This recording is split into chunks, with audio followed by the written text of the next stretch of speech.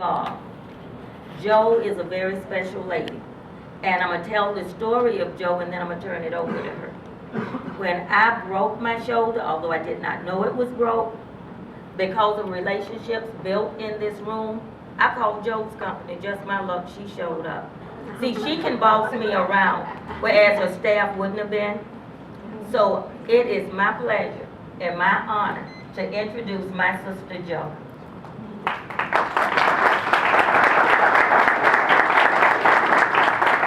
I'm not accustomed to having a microphone on, so if I start talking too loud or I don't talk loud enough, just kind of raise your hand and I'll adjust for it. Most of you who've been here for a while know that I've been part of the Chamber for 5 years. I've actually been part of Home Helpers for 5 years. It's a franchise out of Ohio. And I'm very passionate about my business, so this 7-minute presentation is going to be an hour and a half. I would like to also say that I'm making some changes, and I'm really excited to take my business to the next step. And so Home Helpers and I are kind of parting ways. The drum roll is my new company.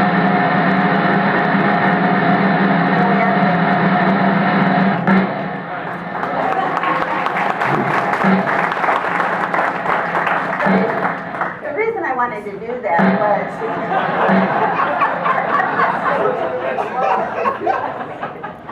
I guess that was an indication she didn't want to keep listening.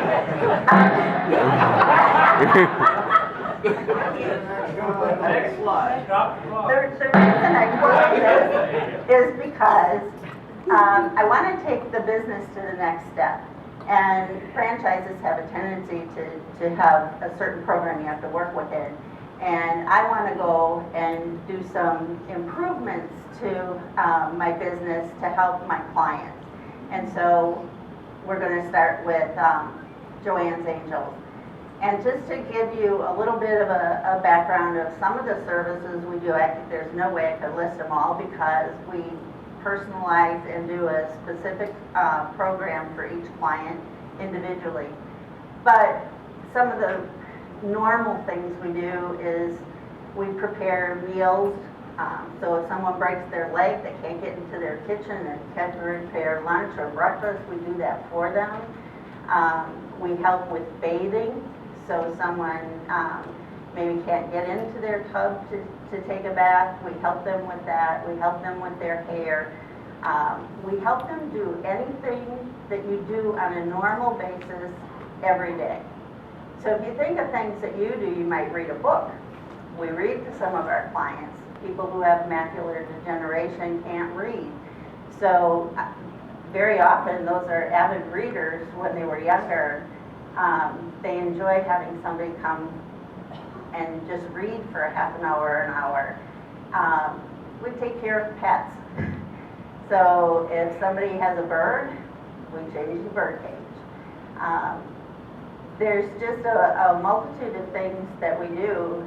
One of the things that I want to kind of say is not only just do we do the daily things, with certain ailments like Alzheimer's, it helps to have certain activities. It helps them to keep a little bit more of their surroundings in their mind. And some of those things are tossing a balloon back and forth. It sounds like a real simple little exercise. Sometimes we do it to help people with their mobility, to get their arms going. So we don't just do normal activities, we try to help the individual develop some skills to overcome their disabilities. We want to make their day the best day they can have. Sometimes that's not always easy because there are some people that are going through some pretty rough things, but even just knowing that someone is coming to their home and is going to take and give them their complete attention helps them have a better day. It's also proven that they live longer.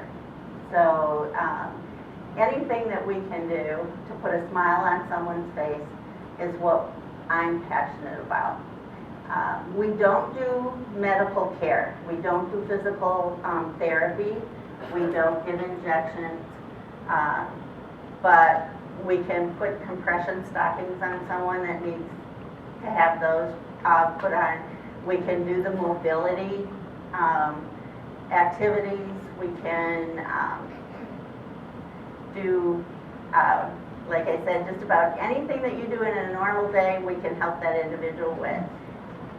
Also, along with our services, we also have Direct Link, and we will be continuing with this. We have the Personal Emergency Response System, which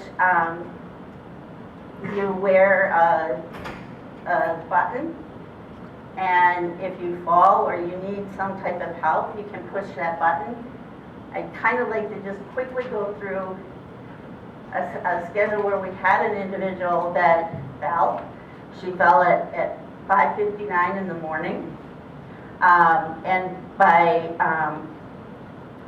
2 minutes later, they already had someone on the phone with her to find out what she needed. They found out she needed an ambulance. Before 3 minutes was up, they had the ambulance service on the line. Within 45 minutes, she was on her way to the hospital. If she hadn't had that button, no one was going to be at her house until that afternoon. So she would have laid on that floor. She did break her hip. So she would have laid on that floor for at least 6 to 7 hours. So those are really important. This is a medical dispenser, keeps people from over-medicating or under-medicating. This is actually hooked up to a call center.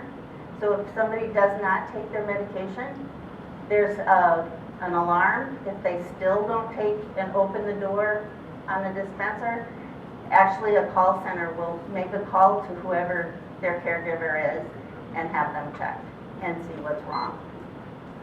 I guess that is my 7 minutes. So now let me start the other hour.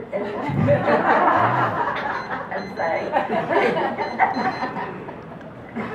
Any questions? Thank you. Joey? Yes. Have time for 2 questions.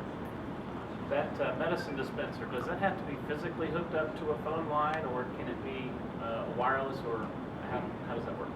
That particular one has to be hooked up to a telephone line, a landline. That's how the call center can get back in touch with them. Because the personal emergency response system, they have new ones that are out that will work on a cell phone, so you're not restricted to your home. Can that go in anywhere? I mean, are you limited in territory with that? No. Or do you do it? Well, no, I won't be. Anything else? Yeah. Thank you so Everyone much. give Joanne a hand. Thank you very much. Can I make one more comment? This is impressive. These pens, they're a flashlight and a pen. So there are 2 buttons on here. The top button operates the flashlight, it's up, and the bottom button operates the pen. Thank you. Cut the mic off.